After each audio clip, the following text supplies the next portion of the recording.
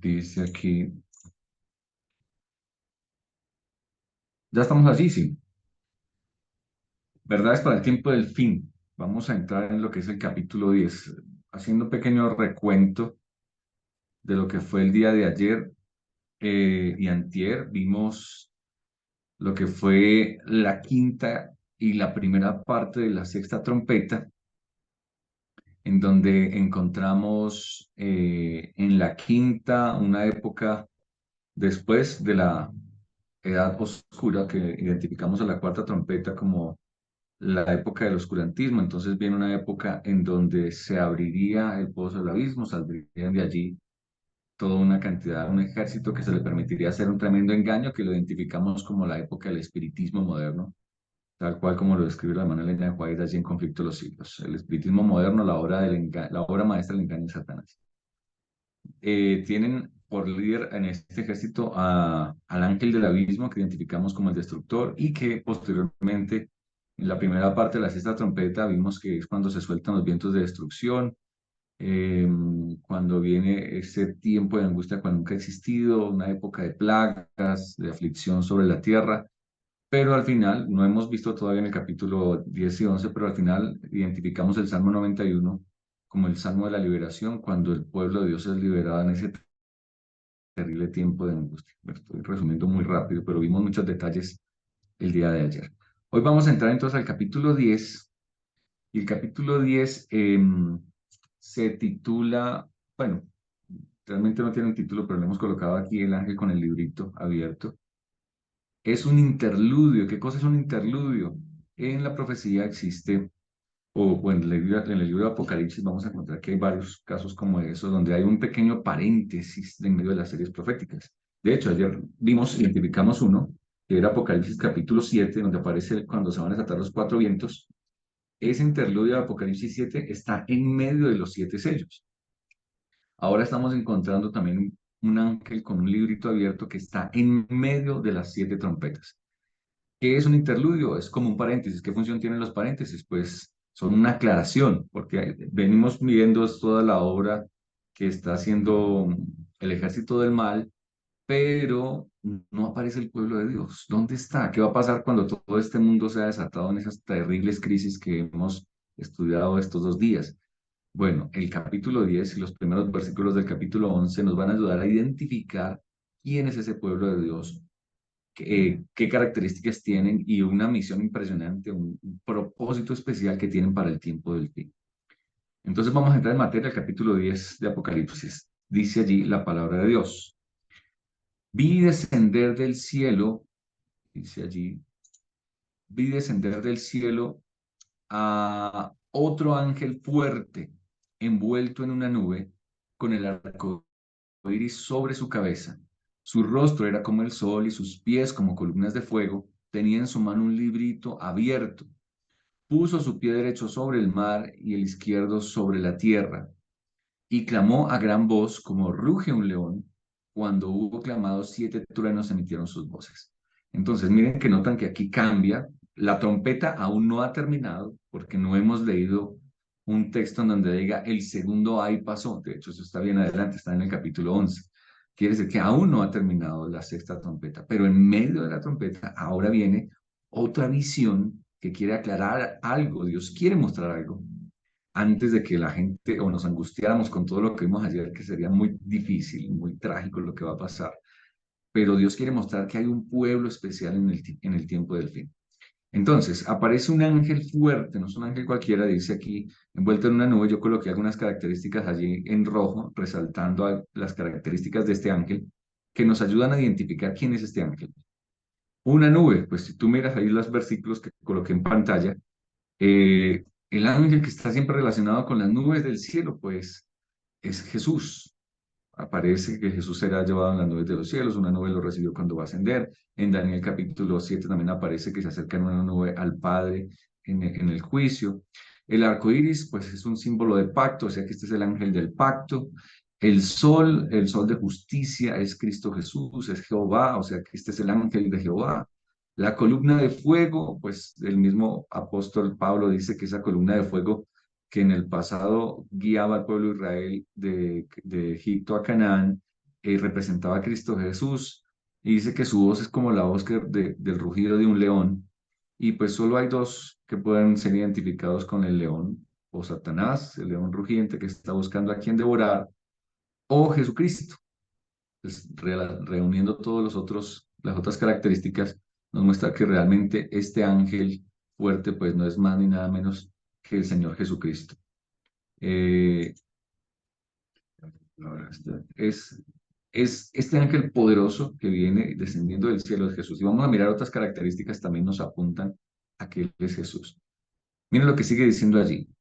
Bueno, también vimos que tiene 7 truenos. Cuando Él habla, 7 truenos emitieron sus voces. Ya vamos a mirar de qué se trata. Esto es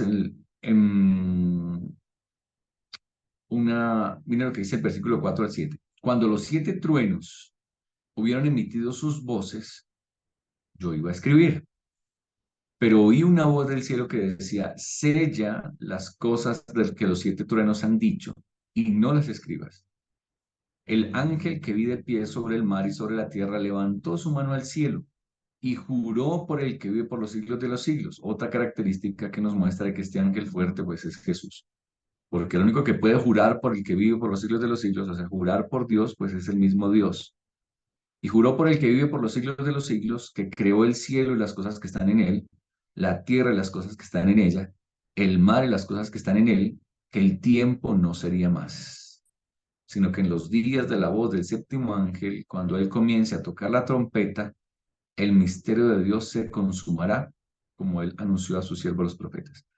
Entonces, varias características allí. El ángel fuerte dice que se sella algo que los 7 truenos dijeron. Cuando algo está sellado es cuando no se puede conocer. Y ahorita vamos a mirar justamente una profecía sellada. Juró por el que vive por los siglos, pues el único que puede jurar por el Creador, pues es el mismo Creador. Y noten que aquí también se cuenta, dice que creó el cielo y las cosas que están en él, la tierra y las cosas que están en ella, el mar y las cosas que están en él. Ahí se están contando 6 cosas. El número 6 también es un número que se refiere a creación. Dios creó todo en 6 días y aquí habla el cielo, uno, las cosas que están en el 2, la tierra, las cosas que están en ella, 4, el mar y las cosas que están en él. O sea, está haciendo una serie de 6 cosas allí. El número 6 es el número de creación. Bueno, ahorita vamos a ir un poquito más a eso. Dice que el tiempo no sería más. El ángel está jurando que no será más tiempo. Ahorita vamos a mirar de que el tiempo nos habla. Y también está haciendo un anuncio. Dice que la voz del séptimo ángel, cuando comience a tocar la trompeta, el misterio de Dios se consumará. ¿Qué es el misterio de Dios? Ahí yo coloqué los textos. A través de la Biblia, sobre todo en el Nuevo Testamento, se muestra que el misterio de Dios es el Evangelio. El Evangelio se consumará. El plan de salvación que estaba hecho desde los siglos de la eternidad de enviar a Jesucristo para salvar a los seres humanos, ese es el misterio que había estado oculto, pero que se reveló cuando Jesucristo vino a la tierra. Aquí está diciendo que cuando Él comience a tocar la trompeta, y eso lo vamos a mirar el viernes, ese misterio, el plan de salvación se consumará. Esto ya nos está anticipando algo. Y porque algunos, y por eso yo les he mencionado que lo que hemos estado estudiando es una nueva visión de las trompetas, porque algunos han dicho que la séptima trompeta comenzó a sonar cuando empezó el juicio investigador en 1844.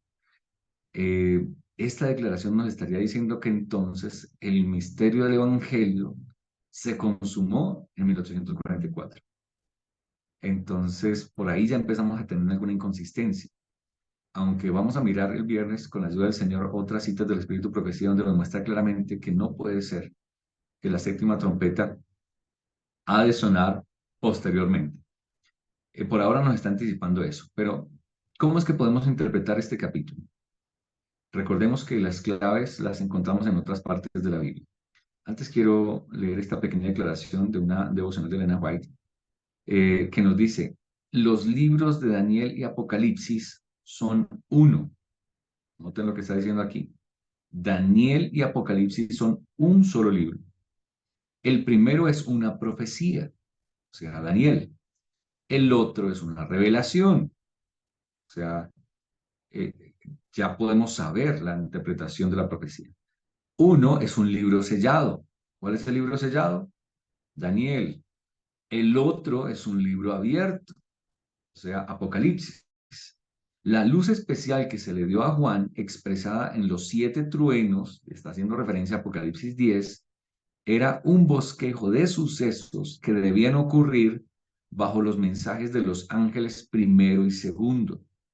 Los mensajes de hecho, ahorita no nos vamos a meter un poquito en eso, pero los mensajes primero y segundo empezaron a sonar desde que Guillermo Miller empezó con el anuncio de que Jesús vendría por segunda vez en 1844. Los mensajes de los ángeles primero y segundo debían ser proclamados, pero no había de revelarse mayor luz antes que estos mensajes hubiesen hecho su obra específica. Pues que se estaba anunciando, la hora de su juicio ha llegado. Eh, ¿Qué es lo que nos está queriendo decir aquí? Esos 7 truenos eran una profecía, una profecía aquí, lo está diciendo que un bosquejo de sucesos, de cosas que deben ocurrir mientras se proclamaban el primero y segundo ángel. El asunto es, y ustedes y yo sabemos lo que ocurrió, que cuando se empezó a anunciar que Jesús vendría por segunda vez, pues realmente no era así. Jesús no vendría en 1844 y la gente sufriría un gran chasco. Por eso es que Dios dejó esto velado, no lo reveló hasta que se cumpliera la proclamación de esos mensajes. Y obviamente después de que se mencionara el mensaje del tercer ángel, pues todo eso quedaría aclarado de lo que estamos viendo hasta ahora por aquí. Dejo esta cita. Recordemos que justamente el ángel dice que el mensaje de los 7 truenos quedó sellado, o sea, y si ni siquiera se escribió es porque Dios no quería que se supiera las terribles cosas que ocurrieron justamente cuando empezó a proclamarse ese mensaje. Pero obviamente al completarse el mensaje de los 3 ángeles quedaría revelado. Eh, yo estoy metiendo un poquito en temas así más dedicados. Normalmente yo no presento eso así con detalle cuando lo presento en la iglesia o en campañas, porque hay muchos detalles que no conocemos, pero como sé que este es un grupo de estudio, entonces yo sé que algunos están entendiendo o quedará también para estudiar. Voy a avanzar entonces.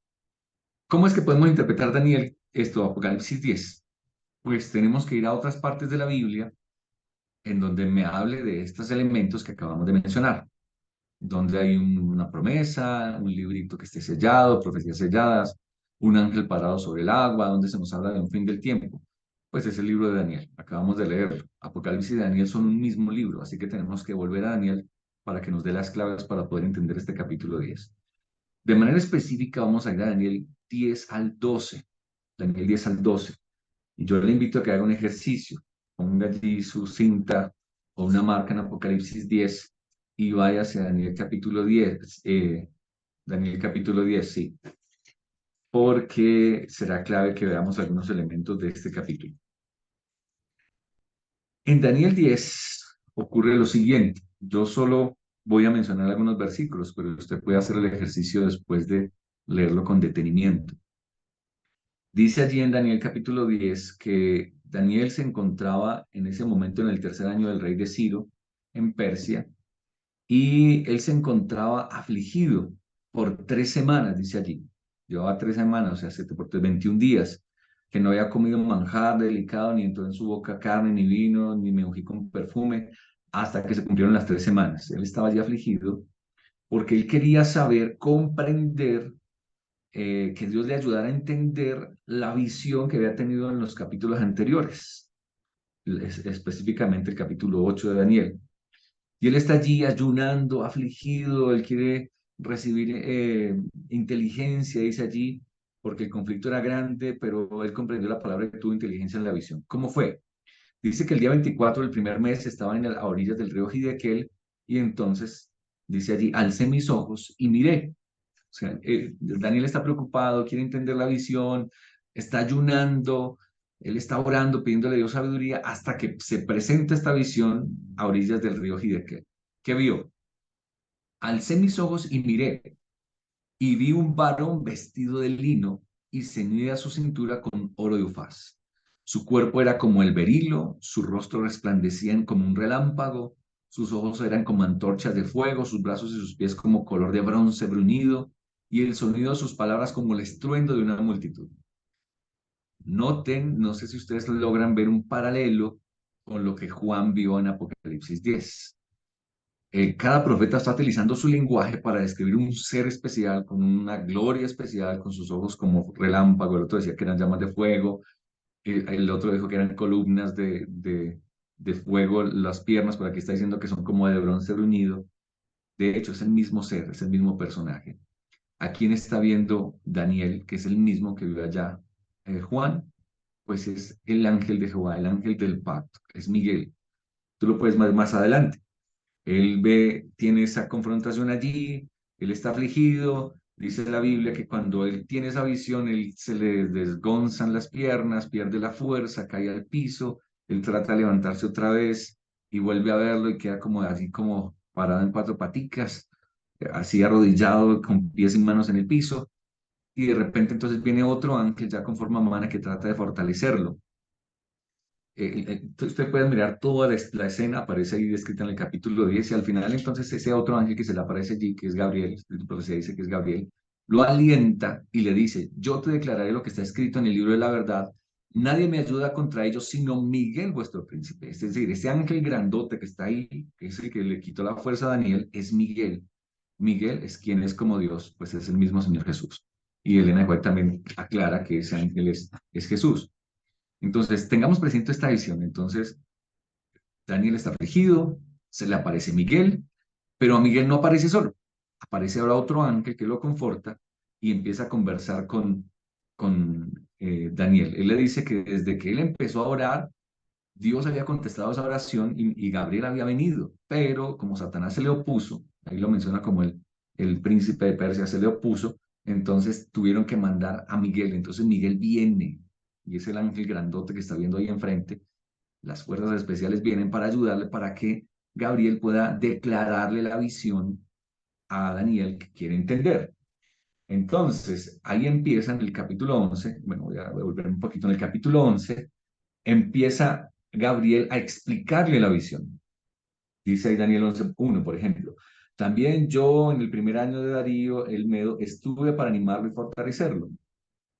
Ahora yo te mostraré la verdad. Habrá aún tres reyes en Persia y el cuarto será de grandes riquezas más que todos ellos.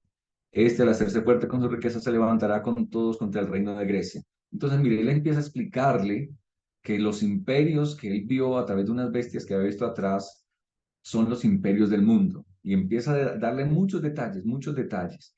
Entonces le muestra de que primero era Babilonia, después viene que Darío de Media y de Persia, y después viene Grecia.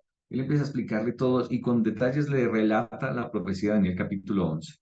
Yo sé que estoy hablando muchas cosas, pero no podemos perdernos nada de lo que estoy diciendo, porque tiene que ver con lo que vamos a mirar en Apocalipsis 10. Entonces, vuelvo a recapitular. Daniel está afligido, no ha logrado entender la profecía de Daniel 8, donde Dios le ha hablado de unas bestias y le ha hablado de un carnero y le ha hablado de un periodo de tiempo de 2300 tardes y mañanas. Él no logra entender eso. Entonces Dios le contesta enviando a Gabriel, pero Satanás se le opone y por eso entonces viene Miguel, que es el ángel grandote que está ahí. Y ahora Gabriel puede empezarle a explicar la visión a Daniel. Entonces le empieza a declarar todo lo que es Daniel 11, que es una profecía con muchos detalles, muchos acontecimientos históricos. Voy a saltar eso, no voy a meterme con Daniel 11, pero empieza a detallarle la profecía hasta el tiempo del fin. Voy a entrar entonces a Daniel capítulo 12. Ahora sí, en aquel tiempo, ya está llegando el tiempo del fin. De hecho, si ustedes quieren, podemos devolvernos un poquito atrás, Daniel 11, porque empieza a hablar de eventos puros finales. Por ejemplo, no lo tengo ahí en pantalla, pero lo voy a leer. Daniel 11:44. Desde el 41 dice que entrará en la tierra gloriosa, está hablando del rey del norte que se viene con una gran inundación para pelear contra el pueblo de Dios. En Daniel 11:44 dice, pero noticias del oriente y del norte lo atemorizarán. Esas noticias del oriente y del norte se refieren pues al fuerte pregón. El oriente y el norte siempre son los puntos cardinales de Dios. En el norte se encuentra el trono de Dios, por el oriente es donde Jesús vino por primera vez y vendrá por segunda vez. Entonces, esas noticias del Oriente, pues es el fuerte pregón, el fuerte clamor que hará el pueblo de Dios lleno del Espíritu Santo. Entonces, pero noticias del Oriente y del Norte atemorizarán al rey del Norte, que pues es el papado, no lo vamos a estudiar ahorita, pero es el papado, y saldrá con gran ira para destruir, a matar a muchos, o sea, se levantará una guerra final contra el pueblo de Dios, que esa la vamos a estudiar con más detalle el día viernes, porque está descrita allí en Apocalipsis 11 también. Saldrá con gran ira para destruir y matar a muchos. Es una gran guerra que le hace el rey del norte al pueblo de Dios. Plantará las tiendas de su palacio entre los mares, las multitudes, y el monte glorioso y santo, que es el pueblo de Dios, y llegará a su fin. Es decir, Babilonia va a llegar a su fin y no tendrá quien le ayude. Eso sí lo estudiamos ayer, porque ayer vimos la caída de Babilonia. ¿Qué es lo que va a llevar a Babilonia a su final? Pues cuando los vientos de destrucción se suelten sobre la tierra y caerá Babilonia para nunca más levantarse. Es lo que está diciendo 11:44, 11:45, Daniel 11:45. Plantará las tiendas de sus palacios entre los mares y el monte glorioso santo, pero llegará a su fin y no tendrá quien le ayude. Ahora empieza el capítulo 12. Recordemos que los capítulos de los versículos no son inspirados, esos fueron añadidos posteriormente, pero esto es una misma profecía. Daniel 11 y 12 son una misma profecía, no cambia. Y sigue. En aquel tiempo, ahora sí me estoy ubicando en la diapositiva, en aquel tiempo, ¿en cuál tiempo? Pues cuando Babilonia caiga, llegará a su fin y no tendrá quien le ayude, cuando el rey del norte sea destruido. En aquel tiempo, ¿qué va a pasar? ¿Cómo será la destrucción de Babilonia? ¿Cómo será la caída de Babilonia? En aquel tiempo se levantará Miguel, ese es Jesucristo, el gran príncipe que está de parte de los hijos de tu pueblo. Jesús se levanta, y cuando hablamos del levantamiento de Miguel, se refiere a que va a tomar su reino. Cuando tú miras hacia atrás, cada vez que se levantaba una bestia, se está hablando de que se levantaba un reino. O sea que aquí se está levantando Miguel para establecer su reino. El gran príncipe que está de parte de los hijos de tu pueblo. Será tiempo de angustia. O sea, cuando Jesús se levante, cuando vaya a tomar su reino, ¿qué va a haber sobre la tierra? Será tiempo de angustia cual nunca fue desde que hubo gente hasta entonces. Ese fue el que estudiamos ayer. Cuando los vientos de destrucción se suelten, cuando la tierra sea afligida por plagas, cuando Satanás tome el control con sus demonios y con el veneno de las serpientes empieza a destruir la tercera parte de los hombres de la tierra. Eso fue lo estudiamos ayer. Entonces, cuando Jesús se levante y venga a tomar su reino, se quitará sus vestiduras de intercesión y tomará sus vestiduras de rey. Y ese es el tiempo en donde no habrá intercesor en la tierra. Será tiempo de angustia cual nunca fue desde que hubo gente hasta entonces.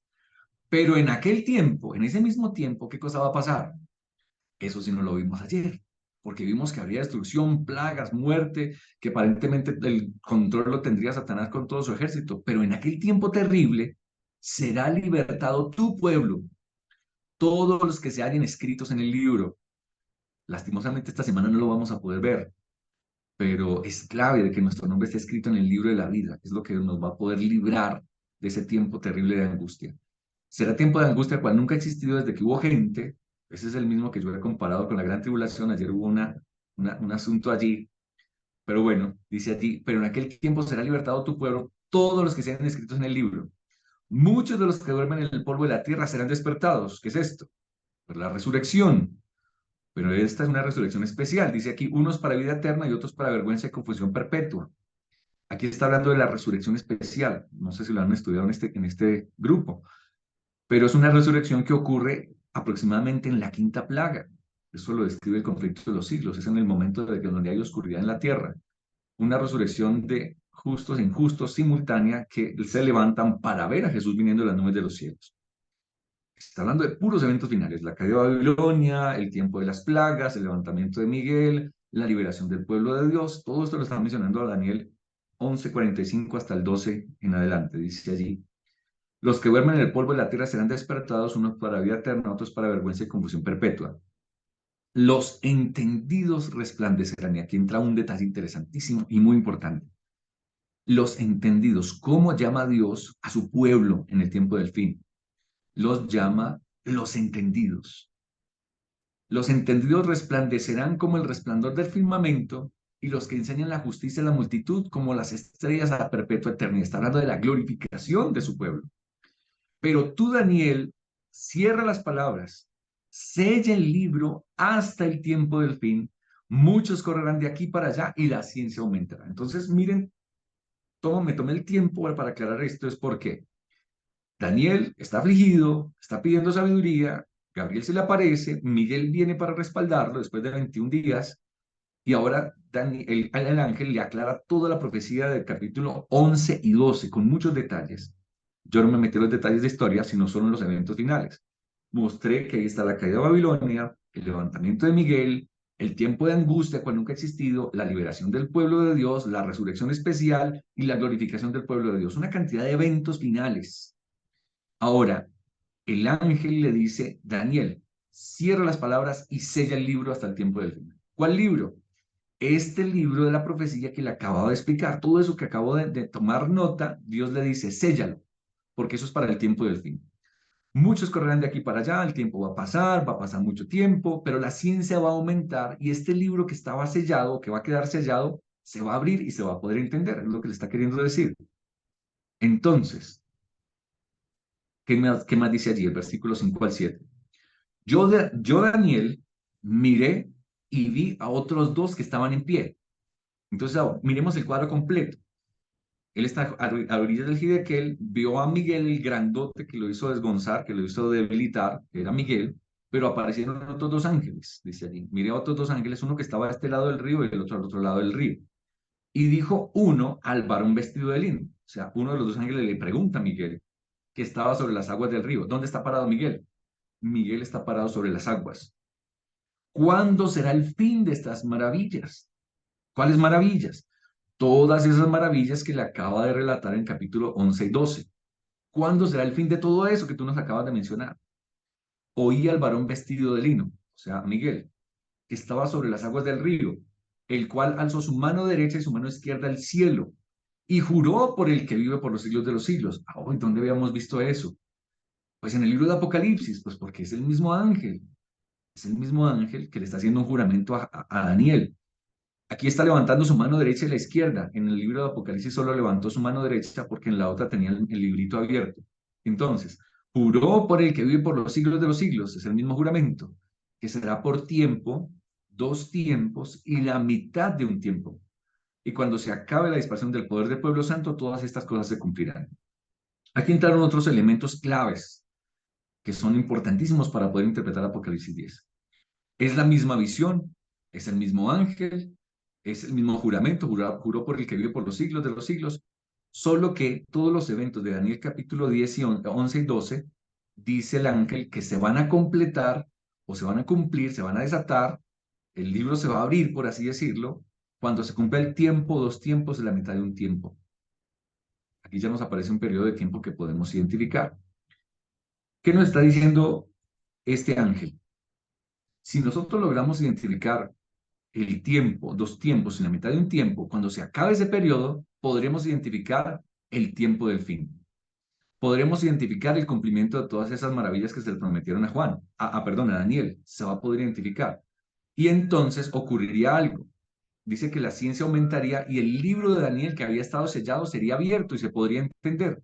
¿Y quiénes lo iban a entender? Miren lo que dice aquí. Yo oí, o sea, Daniel, que está recibiendo la visión, oí, pero no entendí. O sea, Daniel recibió todo eso, él escribió, cumplió con la tarea que Dios le mandó, pero él quedó gringo, él dijo, yo no entiendo qué es todo esto.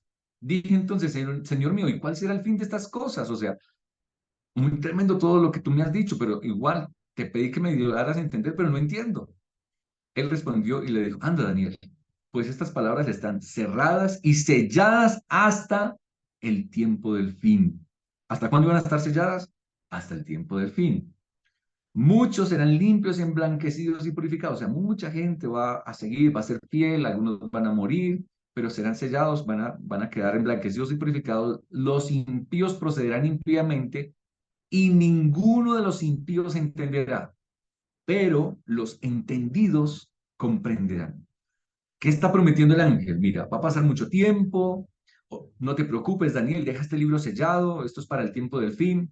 En el tiempo del fin, es decir, cuando pasen el tiempo, tiempos en la mitad de un tiempo, ese libro se va a abrir, va a quitarse el sello, se va a poder entender. Ninguno de los impíos va a entender, pero los entendidos, ellos lo van a entender.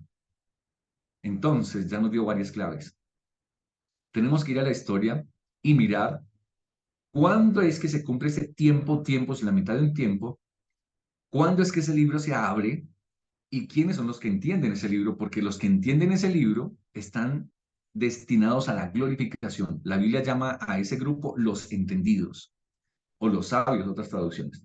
Entonces miren el paralelismo entre Apocalipsis 10 y Daniel capítulo 11, capítulo 12. El ángel en Apocalipsis dijo, levantó su mano al cielo y juró por el que vive por los siglos. Voy a hacer más bien de Daniel hacia Apocalipsis. Oí al varón vestido de lino, que estaba sobre las aguas del río, el cual alzó su diestra y su siniestra al cielo, y juró por el que vive por los siglos de los siglos, que será por tiempo, dos tiempos, la mitad de un tiempo. Es decir, Miguel a Daniel le dijo, será por tiempo, dos tiempos, la mitad de un tiempo. Ahora, cuando se le aparece a Juan en Apocalipsis, le dice, el tiempo ya no será más. ¿Por qué? Porque el librito ya estaba abierto, ya lo tenía abierto en su mano. Es decir, ¿cuál es el libro que tenía el ángel abierto en su mano en Apocalipsis? Pues el libro que se había sellado en el libro de Daniel. Es el libro de la profecía de Apocalipsis 11 y 12 que estaba sellado. De hecho, desde la profecía prácticamente desde el capítulo 7, el libro de Daniel estaba sellado. Pero ahora, después del tiempo, dos tiempos, en la mitad de un tiempo, el libro ya estaba abierto, es decir, ese tiempo ya no sería más, se terminó el periodo de tiempo que Jesús había establecido. En Apocalipsis 10 se nos está describiendo la apertura de ese libro y se nos está describiendo el final del tiempo, dos tiempos, en la mitad de un tiempo. Si nosotros logramos identificar cuál es ese periodo, lograremos identificar cuál es la profecía que se abrió y lograremos identificar quiénes son los entendidos, que es lo que Dios quiere mostrarnos a través de Apocalipsis 10. Entonces voy a ir un poquito a la historia. Yo sé que ustedes han estudiado esto y lo tienen claro, pero lo vamos a recordar. En Daniel capítulo 7 se menciona una profecía de cuatro grandes bestias y de un poder que surge después de un cuerno pequeño. Esas grandes bestias pues representan los imperios mundiales. La primera bestia pues es Daniel capítulo 7 nos dice que es Babilonia, que es del 605 al 539. Después sigue Medo-Persia, que es la segunda bestia, que es el oso, que se levanta más de un costado que del otro, que tiene tres costillas en su boca. La tercera bestia, que es ese leopardo de cuatro cabezas, pues es Grecia. Todo eso se lo está describiendo también el ángel ahí en Apocalipsis, en Daniel 11. Y la cuarta bestia, espantosa y terrible, es como un dragón, podría así decirse allí, que es Roma, que es el periodo de tiempo más largo y es el imperio bajo el cual Jesús vivió y murió. Pero la profecía de Daniel 7 sigue diciendo, después de que se levantan todas estas bestias que son los imperios de la tierra, dice, tras ellos se levantará otro, el cual será diferente de los primeros. O sea, de esa cuarta bestia, espantosa y terrible, salen 10 cuernos, pero después de esos 10 cuernos se levanta un cuerno pequeño que es diferente. Y a tres reyes derribará, porque esos cuernos representan reyes. A tres reyes derribará. Y hablará palabras contra el Altísimo, y a los santos del Altísimo quebrantará, y pensará en cambiar los tiempos y la ley, y serán entregados en su mano, en las manos de este cuerno pequeño, hasta tiempo, dos tiempos y medio tiempo. ¿Por qué leímos esta profecía? Porque allí aparece el periodo que estamos buscando. Aparece el tiempo, dos tiempos y medio tiempo. Según Daniel 7, 24 y 25, el tiempo, dos tiempos y medio tiempo, es el periodo que este cuerno pequeño gobernaría a sus anchas. Un cuerno pequeño que salió y derribó a otros tres cuernos. Bueno, en la historia que nos muestra eso, yo simplemente lo voy a repasar, seguramente ustedes ya lo han estudiado. Estos 10 cuernos pues representaban esas naciones que se estaban levantando en Europa por causa de que el Imperio Romano se diseminó por invasiones de tribus bárbaras. Entonces, ahí aparecen los burgundios, que son los suizos. O sea, a medida que las tribus bárbaras iban diseminando el Imperio Romano, porque cayó el Imperio Romano, se diseminó entre estas tribus, se fue formando lo que son hoy en día los países de Europa. Entonces, los burgundios formaron a Suiza, los francos formaron a Francia, los lombardos Italia, los sajones formaron Inglaterra, los suevos Portugal, los visigodos España, que desde ahí venimos nosotros venimos de los visigodos, pero resulta que de esos 10 cuernos que se formaron, 3 fueron extinguidos, los éruros, los vándalos y los ostrogodos. Según la historia, ¿quién destruyó estos 3 cuernos o estos 3 poderes o estos 3 reinos? Pues resulta que el obispo de Roma, que ya tenía un poder pues medianamente fuerte en su época, estaba establecido allí en Roma, en la capital, y habían llegado primeramente los érulos.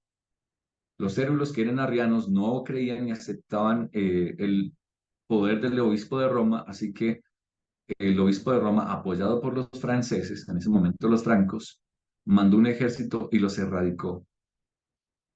Posteriormente, los vándalos, que también eran arrianos, que estaban en el norte de África, empezaron a atacar a todos los seguidores del obispo de Roma. De ahí sale la palabra vandalismo, empezaron a quemar tierras, a robar, a saquear. Y entonces el obispo de Roma, alertado por eso, otra vez se apoyó con los francos y mandó un ejército y destruyó a los vándalos para que no les impidieran pues el avance del creciente imperio que estaban haciendo, Sacro Imperio Romano. Y por último, los ostrogodos, que fueron los últimos en llegar, eso por ahí en el año 538, volvieron, era una tribu más pacífica, pero vino y se posicionó también ahí en Roma, pero ellos también eran arrianos, no creían en, en Jesucristo como Dios y mucho menos aceptaban el obispo de Roma. Así que por último también los erradicó en el año 538. Es decir, ¿quién es ese cuerno pequeño notable que destruyó a los otros tres para tomar poder? Pues fue el obispo de Roma. Eso ocurrió en el año 538. Después del año 538, entonces este cuernito empieza a crecer fuertemente y toma, dice allí, hablará palabras contra el Altísimo, a los santos del Altísimo quebrantará y gobernaría por tiempos y la mitad de un tiempo. Ustedes y yo sabemos, un tiempo representa un año, dos tiempos representa 2 años, los años en la Biblia tienen solo 360 días, porque los meses solo tienen 30 días. Así que nos está hablando de un periodo de 1260 días o 1260 años. Ya identificamos un periodo de tiempo, ya identificamos quién es ese poder. O sea que nos está hablando ya de fechas. En el año 538, el obispo de Roma, apoyado por los francos, se le da un título especial, se le llama el padre de los padres, el sumo pontífice, y entonces se le da poder a las anchas para gobernar y duró su gobierno, su reinado por 1260 años, tal cual como lo decía la profecía, desde el año 538 hasta el año 1798. En el año 1798 se levanta un general, también justamente francés, interesante. Los francos le ayudaron en su momento para que el papa tuviera poder, pero los francos, después de 1260 años también, o ya no los francos, sino los franceses, le quitaron el poder. Napoleón Bonaparte, en cabeza de su general Berthier, va hasta eh, allá en Roma, la casa del Papa, le quita los anillos, lo expropia, le quita las tierras y lo manda a morir por allá, exiliado en un calabozo como 2 años después. Entonces, ya encontramos a la luz de la historia el periodo de tiempo que estamos buscando. ¿Recuerdan qué fue lo que le dijo el ángel a Daniel? Bueno, lo que escuchó Daniel, que uno de los varones le dijo al vestido, a Miguel, el varón vestido de lino, que estaba sobre las aguas, ¿cuándo sería el fin de estas maravillas? Y Miguel le contestó, cuando pase el tiempo, 2 tiempos y la mitad de un tiempo, entonces el libro de Daniel será abierto y todas estas cosas se van a cumplir. Ya tenemos el periodo de tiempo, ya identificamos el poder.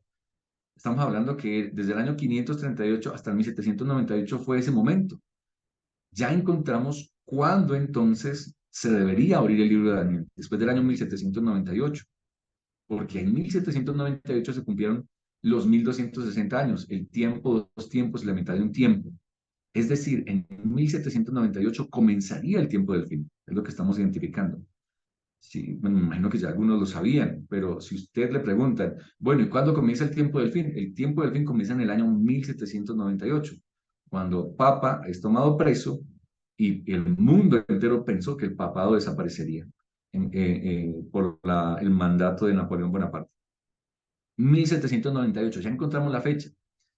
Voy a salir un poquito de la historia, simplemente la utilicé para podernos ubicar. A nosotros lo que nos interesa es lo que pasa después de 1798, porque ya encontramos la fecha. Después de 1798, el libro de Daniel tenía que abrirse.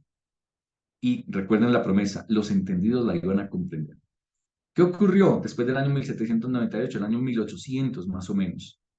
Pues el Espíritu Santo, para cumplir su promesa, empezó a moverse por el mundo, apreciados, buscando a quien revelarle el libro que había estado sellado por tanto tiempo. Y la historia nos dice que por allí en Sudamérica, un obispo también católico llamado Manuel Lacunza empezó a leer el libro de Daniel y comprendió que los reinos que aparecían allí pues eran los reinos del mundo, que esas bestias eran Babilonia, Medo-Persia, Grecia, Roma, y empezó a escribir algunos panfleticos por allí, pero pues vivía en un país católico y también por la influencia fuerte del catolicismo pues no desvió también la interpretación, pero empezó a comprender muchas de las cosas que estaban escritas en Daniel. Allá en Inglaterra también el obispo Wilson también empezó a leer el libro de Daniel y comprendió que esas grandes bestias pues representaban los reinos de la tierra y que estaban apuntando al fin del tiempo. También viviendo en un país católico, no se le permitió mucho avanzar en sus estudios. Pero hubo un tercer hombre llamado William o Guillermo Miller, William en inglés, que estando aquí en los Estados Unidos un día, después de que ya había salido del ejército, decide irse a su granja, coge su Biblia, una concordancia, y se pone a estudiar versículo por versículo toda la Biblia. La estudió por 10 años, estudiando toda la Biblia. Cuando llega al libro de Daniel, se encuentra con algo extraordinario. Y no es porque él fuera más inteligente, no era porque él era más diestro, era porque el Espíritu Santo ya se estaba moviendo sobre la tierra buscando revelar el libro que había estado sellado, pero que en este momento se estaba abriendo. Y entonces Guillermo Miller empieza a ver de que la cabeza de Nabucodonosor es la misma primera bestia que es el león, y es el mismo, o sea, son las bestias que estaban apuntadas allí como reinos mundiales, y se da cuenta que el segundo, el oso y la plata, y el macho cabrío, el carnero, también representaban las mismas bestias, y se dio cuenta que eran los imperios de la tierra y se dio cuenta que era toda la historia de la humanidad relatada en estos imperios. Y llega a Daniel capítulo 8, versículo 14, y entonces se da cuenta de que hay un periodo de tiempo de 2300 años, aplica el principio de interpretación día por año, y entonces le da una fecha y se da cuenta de que esa purificación del santuario, que él cree que es la purificación de la tierra, está pronto a ocurrir por ahí en el año 1843.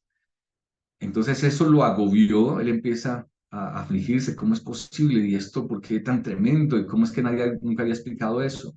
Y apreciados, nadie había entendido la profecía porque el libro estaba sellado y no se debía entender en ese momento. Pero después de 1798, la promesa era que se iba a abrir el libro y se iba a poder entender.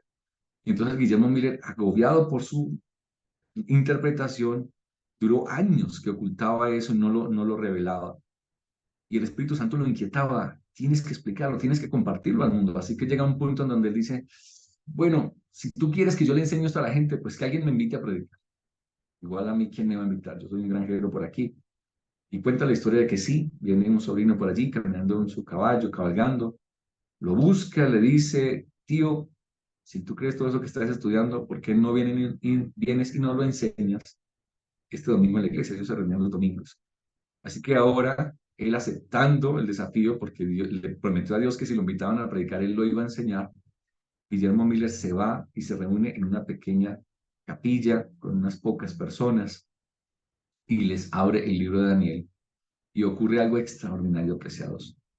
Porque mientras Guillermo Miller abría la profecía y les iba explicando los versículos, la gente en esa reunión lo estaba entendiendo, porque la promesa era que los entendidos comprenderían el mensaje de esta profecía. Vean lo que dice Apocalipsis 18. La voz que oí del cielo habló otra vez conmigo y dijo, ve y toma el librito que está abierto. Ya sabemos cuál es ese libro abierto, pues era el libro de Daniel que había estado sellado durante tanto tiempo, pero ahora como se encuentra abierto en la mano del ángel que está en pie sobre el mar y sobre la tierra, o sea, de la mano de Jesús.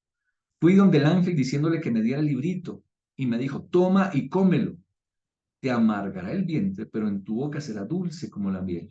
Entonces tomé el libro de la mano del ángel y lo comí. Y en mi boca era dulce como la miel, pero cuando lo hube comido, amargó mi vientre. Y ustedes saben qué fue lo que ocurrió. Cuando Guillermo Miller empieza a abrir las profecías ese día, y les habló, mire, aquí esto es Babilonia, esto es Medo-Persia, esto es Grecia, esto es Roma, estos son los imperios que dividieron a Roma, entonces de aquí salió el cuerno pequeño, que es el obispo de Roma, y entonces aquí pasa un periodo de 2300 años, y lo que nos está diciendo es que Jesús está pronto a venir. ¿Cuándo? Pues para mis cálculos, mirando aquí los años, esto estamos hablando del año más o menos 1843. Y él empezó a predicar más o menos en el 1928, creo que empezó a predicar él. Tenían unos poquitos años para predicar este evangelio, pero esto está muy cerca. Y entonces empezó un gran despertar. Y entonces le dijeron, Guillermo, ¿tú crees lo que estás diciendo? Vamos a predicar en otras partes. Y entonces lo que se convirtió en un día de predicación se convirtió en una campaña evangelística. Y empezaron a llegar hombres que empezaron a aportar dinero y se levantaron carpas gigantescas donde se les predicaba a 2000, 3000, 5000 personas. Y empezó un gran despertar religioso ahí en los Estados Unidos. ¿Por qué? Porque la gente estaba feliz. Era dulce a la boca saber que Cristo venía por segunda vez. Pero ustedes saben qué fue lo que ocurrió. La profecía decía, aunque será dulce como la miel en tu boca, les amargará el vientre. Pues pasaron todos estos años, ese gran despertar, ese gran reavivamiento espiritual que ocurrió en los Estados Unidos, porque Jesús venía por segunda vez, y se convirtió en un movimiento que se llamó el movimiento Millerita, que posteriormente, días cercanos a la 1844, se llegó a llamar como el movimiento adventista, porque ellos estaban proclamando que Jesús volvía por segunda vez. Y llegó el año 1843, primavera, Jesús no aparecía.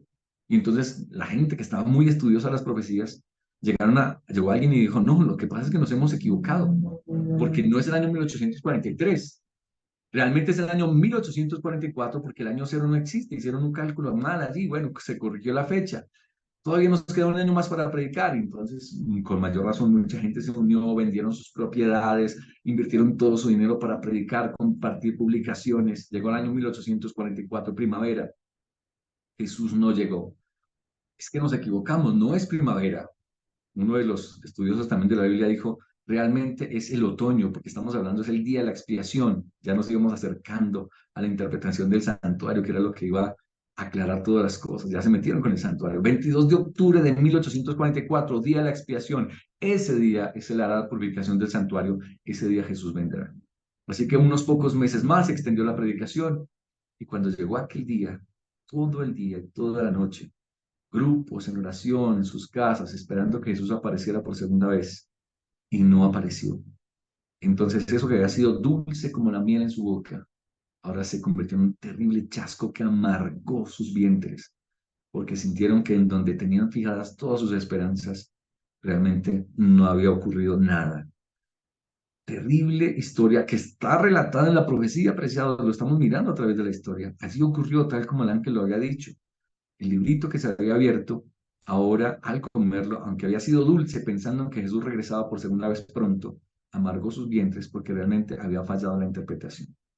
No era que la profecía estaba mal interpretada, no era que los imperios mundiales, no, lo que mal se interpretó fue el tema principal de la purificación del santuario, porque la iglesia no tenía claro todavía lo que significaba el tema del santuario.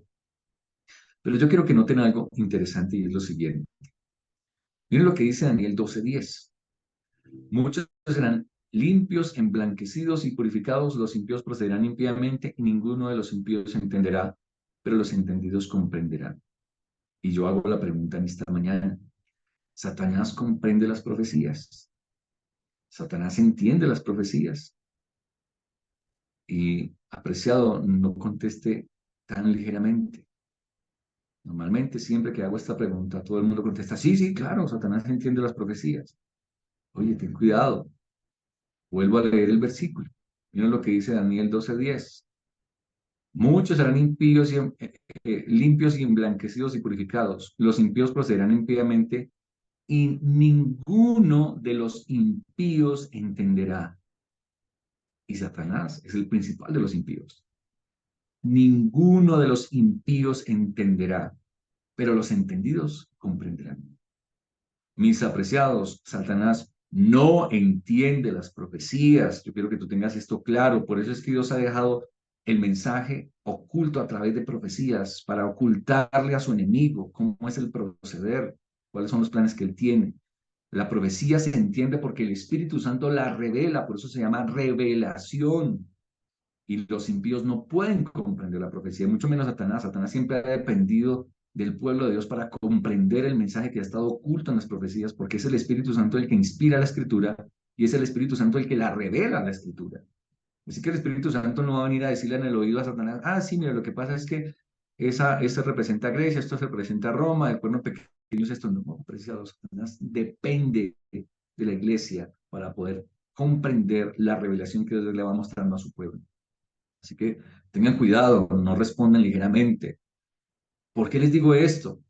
Los entendidos, dice Daniel 12:3, resplandecerán como el resplandor del firmamento y los que enseñan la justicia a la multitud como las estrellas a perpetua eternidad. Es decir, los que entendieran, los entendidos, los que comprendieran esa profecía, son los que están destinados a la glorificación.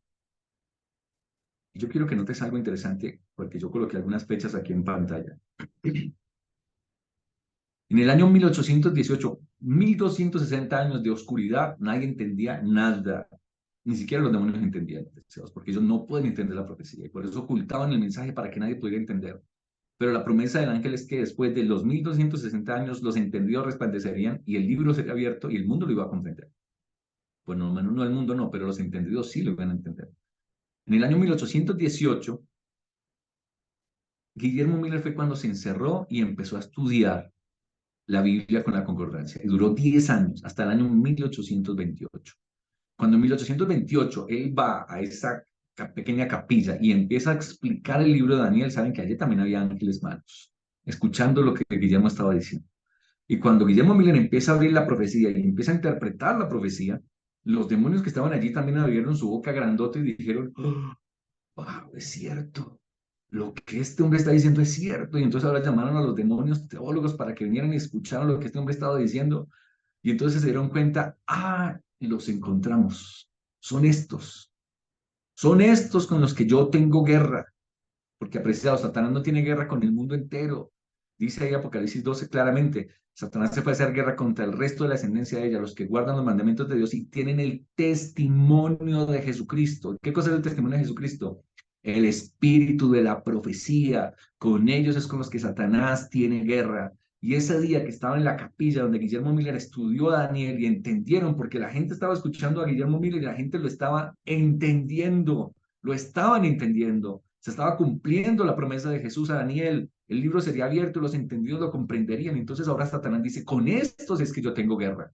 Con este grupito que se está levantando aquí es que yo tengo guerra. Y miren lo que ocurrió. Año 1828, Guillermo Miller empieza a predicar la venida de Jesús y la interpretación de Daniel. Y en 1829, un año después, solo un año después, le levantó un movimiento con un profeta también, Joseph Smith, llamado el movimiento de los mormones, tratando de desviar la gente hacia otro mensaje profético, cuando no había habido mensajes proféticos, pero ahora se levantó otro profeta con otro mensaje profético.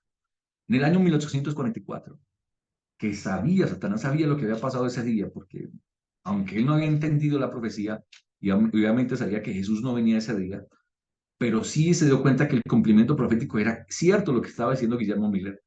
Se levantó el bahaísmo, se levantó un hombre llamado Charles Darwin, que se fue a hacer un viaje por el mar y mientras estaba por allá escribiendo sus anotaciones en ese viaje, regresó con las anotaciones para escribir un libro que se llama El origen de las especies. Apreciados, Satanás inspirando a este hombre. Mira a través de todo lo que es el movimiento espiritista. No sé si ustedes han leído un libro o perdí en este momento cómo se llama el libro, eh, más allá de lo imposible, creo que se llama, me lo compartieron por PDF y habla de cómo revela cómo el espiritismo se ha movido a través de la historia y cómo Satanás ha obrado, y voy a citar algo simplemente particular, porque es un hermano adventista, creo que fue pastor de la iglesia adventista, que salió de ser adorador de los demonios, salió de allá, pues rescatado de eso y fue bautizado en la iglesia y ahora se convirtió en miembro de la iglesia. Y él revela a través de todo lo que vivió, cosas que tuvo, conversaciones que tuvo incluso con espíritus del mal y con toda esta gente que se reunía en estas, en estos cultos a los espíritus. Y él dijo lo siguiente, mire, si hay uno de los engaños que ha sido la cabeza, la raíz de todo el engaño de esta época, se llama la evolución. Y la evolución nació en el año 1844. El mensaje de la evolución nació en 1844, el mismo año que el pueblo de Dios sufrió ese terrible chasco. Queriendo decir así, Satanás, como toda esta gente se va a chasquear, yo voy a levantarles un engaño que bloquea el mundo entero para que no crean en la existencia de Dios. 1844. Satanás levanta el movimiento evolucionista a través del origen de las especies de Charles Darwin. Y eso ocurrió ese año, no ocurrió antes, ni después, ocurrió ese año, apreciados, el año en que Dios había levantado un movimiento especial sobre la tierra. En 1847, ese pequeño movimiento, ustedes saben qué fue lo que pasó. Después de que ellos sufrieron el chasco, y ahorita voy a mencionar eso, ese movimiento se levantó, dejó de ser del movimiento milerita, del movimiento adventista, y recibieron visiones a través de la NADECUA. En el año 1847 recibieron la visión del sábado. Y un año después, solo un año después, se levantó, recuerda lo que mencionamos en la quinta trompeta, a través de las hermanas Fox, el movimiento espiritualista moderno, el espiritismo moderno, en el año 1848. En 1850, Dios le da a través de Elena de White un mandato a la iglesia que estaban haciendo. Vayan casa por casa, tocando todas las puertas con el mensaje de que Cristo viene pronto, hasta la última casa. Y 2 años después se levantó un movimiento, los Testigos de Jehová por Charles Russell, que ¿qué es lo que hace? Ir casa por casa, tocando las puertas, llevando un mensaje que no es el correcto.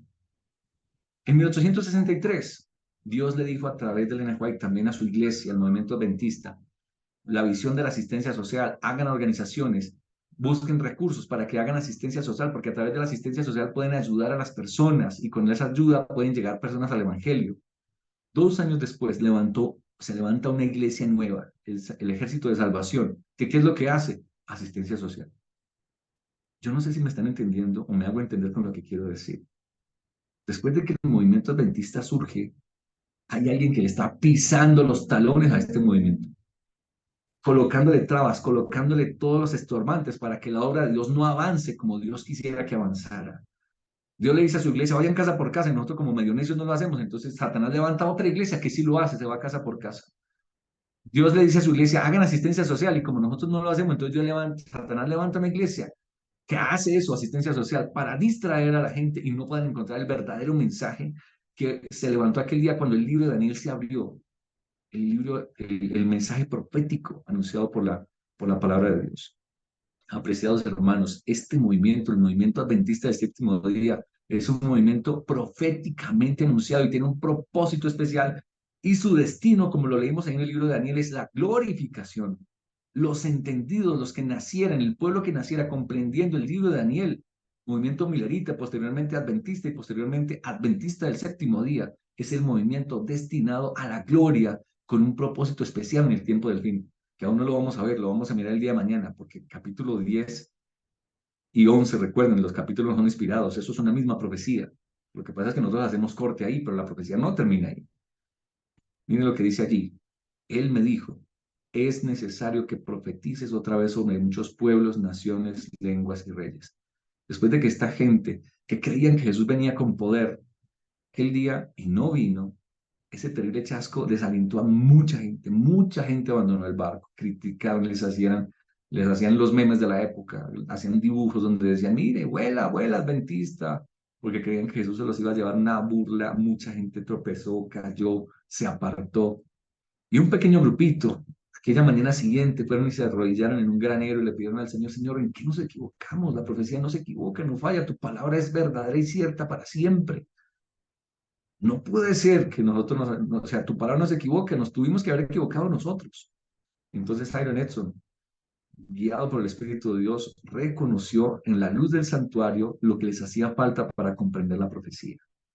Y entonces él ve que en vez de ser la purificación del santuario, que Jesús viniera a la tierra, él ve, o sea, no es que lo vea en visión, pero Dios le muestra, le impresiona de que realmente lo que estaba ocurriendo era que Jesús pasaba del lugar santo al lugar santísimo y estaba empezando la obra expiatoria de salvación de los seres humanos, ese juicio investigador.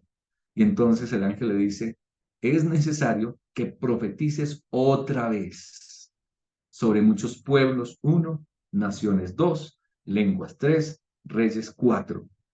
¿Qué significa 4? Totalidad. Es necesario que otra vez profetices al mundo entero con este mensaje que acabas de comprender. Y ahí la luz del santuario significó muchísimo para poder aclarar ese mensaje particular que tiene nuestra iglesia adventista del séptimo día. Por eso dice aquí la palabra de Dios, apreciados. Entonces el dragón se llenó de ira contra la mujer y se fue a hacer guerra contra el resto de la descendencia de ella. ¿Quiénes son ese resto? ¿Quiénes son ese remanente? Los que guardan los mandamientos de Dios y tienen el testimonio de Jesucristo. Tú y yo hacemos parte de un movimiento proféticamente anunciado. No somos una iglesia de garaje, no somos una iglesia porque a alguien se le ocurrió.